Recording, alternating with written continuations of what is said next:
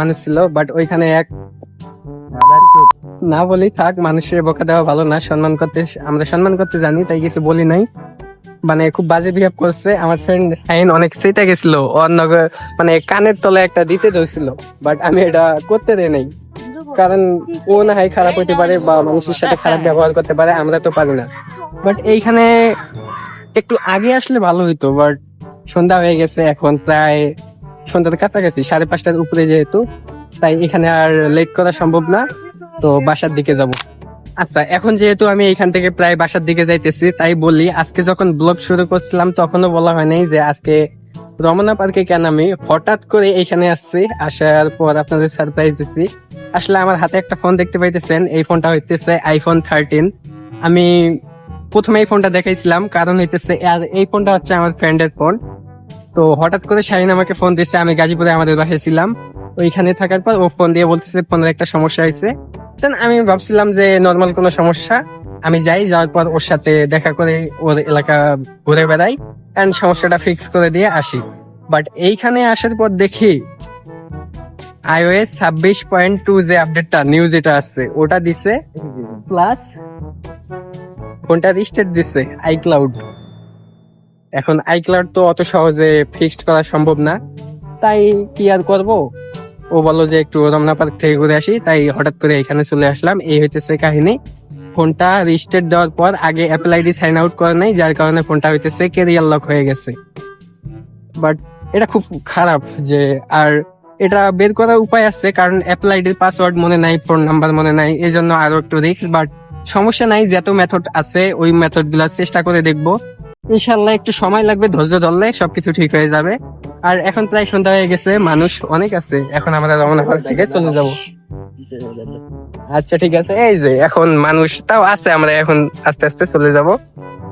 ও বললো পিছের ওয়েদারটা দেখাও, পিছে দেখাইতে হবে কেন, এই যে সামনে দেখেন।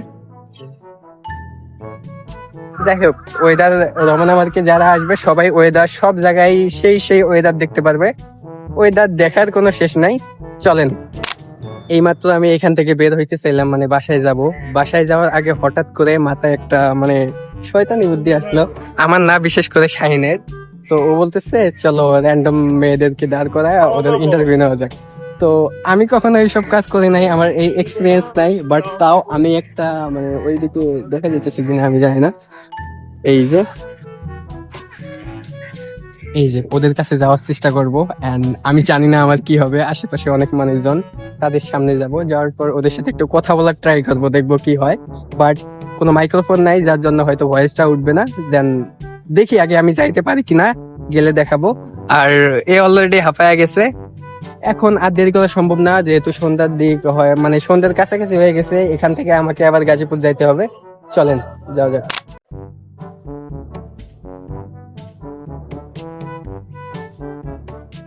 এরপর আমি এখানে যে 3টা মেয়ে দাঁড়িয়ে আছে ওদের কাছে যাই এবং যাওয়ার পর ওদের সাথে একটু কথা বলার ট্রাই করি। দেখলাম তারাও আমার সাথে কথা বলতে অনেকটা ইচ্ছুক, কারণ আজকাল ভাইরালের দুনিয়া, যে কেউ চায় সহজে ভাইরাল হওয়ার জন্য। এজন্য যে কেউ যদি তাদের কাছে যায় বা এরকম মানুষের কাছে যে কথা বলতে চায়, তাহলে তারা সহজেই কথা বলতে চায়।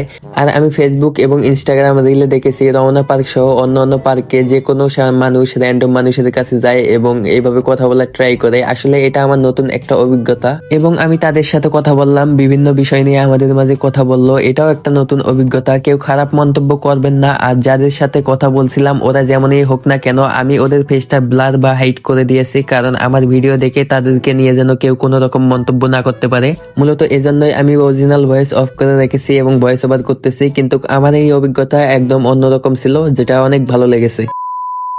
ভিউয়ার্স, দেখতে দেখতে ব্লগের শেষে চলে আসলাম, বাট এখন আমি ব্লগের মধ্যে আপনাদের বিস্তারিত বোঝাইতে পারছি কিনা এখন ভালোভাবে বলি। সো আমি জানি না আজকে আমি রমনাতে যাব, বাট হঠাৎ করে আমার ফ্রেন্ড মানে ওইখানে একটা কাজের জন্য আর কি ও ডাকছে। ডাকার পর এই যে আমার হাতে যে ফোনটা দেখতে পাইতেছেন, এটা হচ্ছে ওর ফোন। সো হঠাৎ করে ও ডাকার পরে ওর ফোনে নাকি প্রবলেম হয়েছে। দেন আমি ভাবতেছি যাওয়ার পর ফিক্সড করে দিয়ে আবার এখানে চলে আসবো, বাট ওইখানে গিয়ে আমি ফিক্সড করতে পারি নাই, যার কারণে ফোনটা নিয়ে আসছি। আমি এখানে ফিক্সড করার চেষ্টা করব।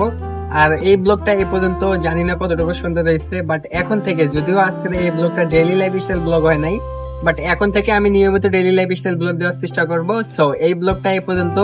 যারা দেখলেন অবশ্যই লাইক কমেন্ট